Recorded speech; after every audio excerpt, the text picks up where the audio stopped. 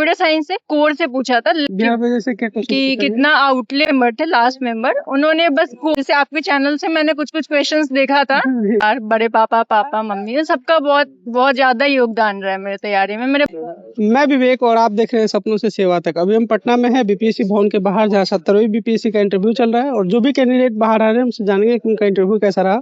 Hello ma'am, आपका नाम क्या है? मेरा नाम ज्योति है। कैसा रहा इंटरव्यू मैम? इंटरव्यू मेरा ठीक था।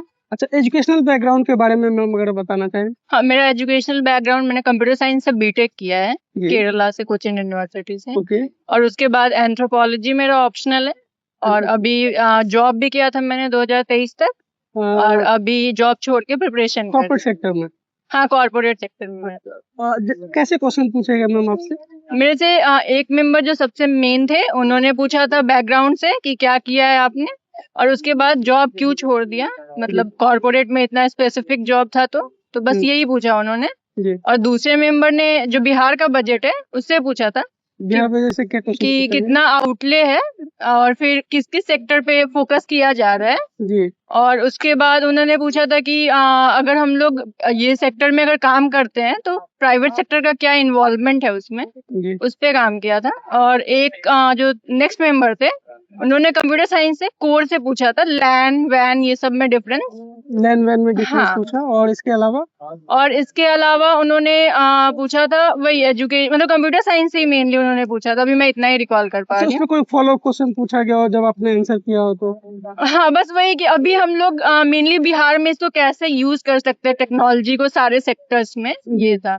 और एक जो मेंबर थे लास्ट मेंबर, उन्होंने बस कोर पूछा था कि अपना आप क्वालिटी बताओ कि सिविल सर्विसेज में आपकी क्या क्वालिटीज है जो आपको सेलेक्ट किया जाए, एक ये क्वेश्चन था। और बाकी सब हाँ, जैसे आपके चैनल से मैंने कुछ कुछ क्वेश्चंस देखा था, जैसे पहले जो पूछा गया था एंथ्रोपोलॉजी और कंप्यूटर साइंस से, तो वो सारा कुछ कुछ क्वेश्चन यहाँ पर रिपीट हुआ था, तो वो मैंने देख लिया था।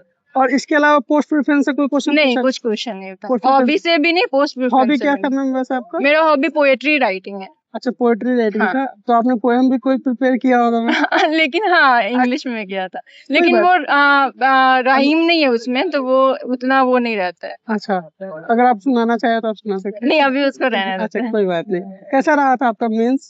मेंस मेरा ठीक था, देखते हैं अब क्या होता है। अच्छा, ये आपका पहला अटेम्प्ट है? पहला अटेम्प्ट है। और पहले अटेम्प्ट में आप इंटरव्यू? हाँ, पहला अटेम्प्ट, पहला इंटरव्यू।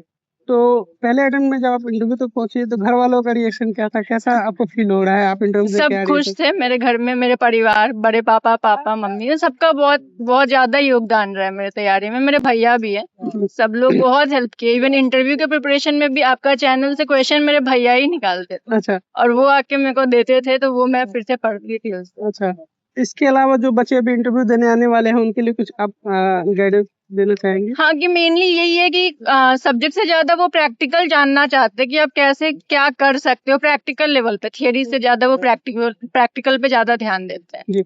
और जैसे कि आपने पहले अटेम्प्ट में ही इंटरव्यू तक पहुंची है, तो जो जैसे कि अभी 72nd का कैलेंडर, और जो भी बच्चा अभी प्रिपरेशन कर रहा है, आप उनको अगर प्रीलिम्स, मेंस और इंटरव्यू तक का प्रोसेस में किस तरीके से स्ट्रेटजी रखी जाए, क्या क्या चीजें प्रिपेयर की जाए, कौन कौन से बुक से किया जाए, सब्जेक्ट स्पेसिफिक अगर बता सके तो?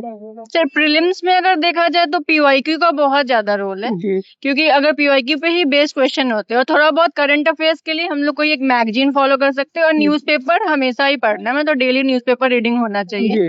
और मेंस के लिए तो मेन है कि आंसर राइटिंग आपको करना ही पड़ेगा, बिना आंसर राइटिंग के तो होना नहीं है। तो मेंस के लिए आंसर राइटिंग है और प्रीलिम्स के लिए पीवाईक्यू है। तो प्रीलिम्स के लिए जैसे पीवाईक्यू आपने बता दिया, उसमें जैसे कि हिस्ट्री एक मेजर चंक होता है, साइंस होता है, तो उसके लिए सिर्फ पीवाईक्यू जैसे हिस्ट्री के लिए जैसे स्पेक्ट्रम पढ़ लिए, उसके बाद घटना चक्र से हम लोग क्वेश्चन लगा सकते हैं जो प्रीवियस ईयर में पूछा है। तो मेन कोई एक कोई सब्जेक्ट पे एक कोर बुक पढ़ो और फिर घटना चक्र पे पीवाईक्यू लगाओ। ये एक हिस्ट्री के लिए हो गया मैम। और उसके अलावा जैसे ज्योग्राफी है, तो ज्योग्राफी में भी मतलब मेनली एक सोर्स फॉलो करना है।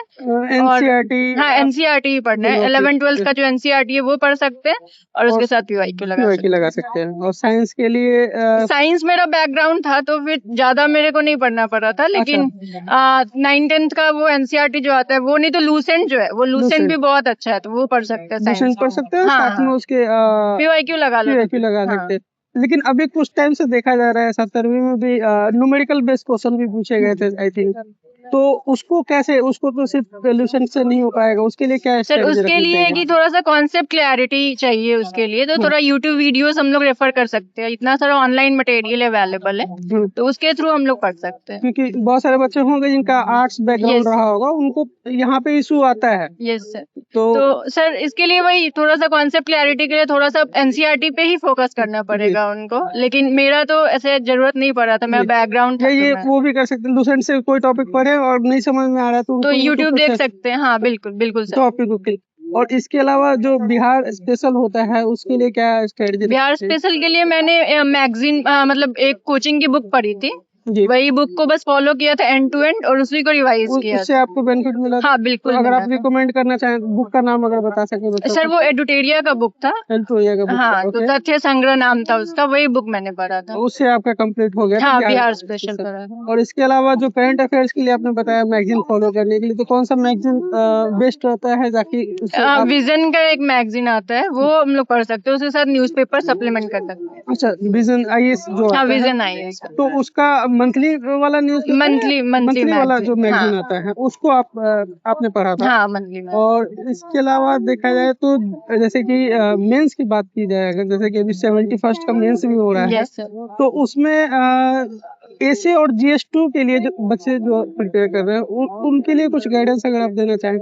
सर ऐसे जो है मेनली वो है कि आपको लिखने से ही आएगा, तो उसके लिए आप क्या कर सकते हैं, टॉपर्स के जो कॉपीज होते हैं उसको रेफर कर सकते जी। हैं, और उसके हिसाब से आप सीख सकते हैं कि वो लोग कैसे फ्लो बनाते हैं, कैसे स्ट्रक्चर्ड मैनर में लिखते हैं। जी। तो मेनली ऐसे के लिए मैंने टॉपर कॉपी रेफर किया था, वहीं से मैंने कुछ कुछ नोट्स बनाए थे और उसी से सर मैंने प्रिपेयर किया था। उसी से किया। और जीएस2 के लिए तो वही प्रीलिम्स का जो कंटेंट था वो, और आंसर राइटिंग किया था। आंसर राइटिंग किया था। और साइंस एंड टेक वाले के लिए साइंस एंड टेक भी आंसर राइटिंग ही मेन था। प्रैक्टिस करके और न्यूज़पेपर वगैरह यस से सर, साथ में। न्यूज़पेपर भी पढ़ा था। और इसके अलावा और कुछ आप गाइड करना चाहें, जो भी बच्चा अभी प्रिपरेशन स्टार्ट किया है, जिसका देखा जाए फाउंडेशन बिल्डअप करना है, तो और कुछ गाइड करना चाहेंगे? बिल्कुल सर। सर बस एनसीईआरटी पे मेन फोकस करना है, और NCERT और कॉन्सेप्ट PY बेस्ड, की हो रहा है। हाँ पीवाई की, और कॉन्सेप्ट पे थोड़ा सा ध्यान देना है, क्योंकि अब थोड़ा सा शिफ्ट हो रहा है, कॉन्सेप्ट पे भी ध्यान दिया जा रहा है, इसीलिए। हो सकता है कि फैक्चुअल क्वेश्चन हाँ, पूछा ना जाए, तो पूछे आपको और कंसेप्ट भी क्लियर करके रखना बिल्कुल चाहिए। सर।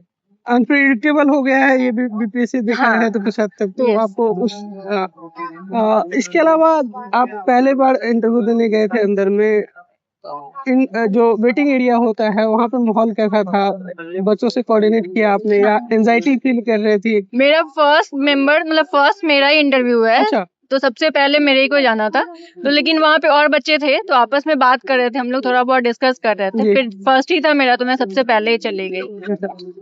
मेरे चैनल के माध्यम से अपने घर वालों का या फ्रेंड्स का जो काफी योगदान रहता है इस प्रिपरेशन में, क्योंकि लंबा जर्नी होता है, तो किसी को थैंक यू कहना चाहिए तो आप कह सकती है। Yes sir. सर मेरे पापा है, मेरे बड़े पापा, भैया हैं, और मेरे फ्रेंड्स हैं, जी। सब मतलब जो कॉर्पोरेट में काम करते हैं, लेकिन उन लोग ने भी बहुत ज्यादा योगदान दिया है। उन लोगों को थैंक यू आपके तरफ से, थैंक यू। और ऑल द बेस्ट, और thank you so much interview देने के लिए। Thank you. Thank you.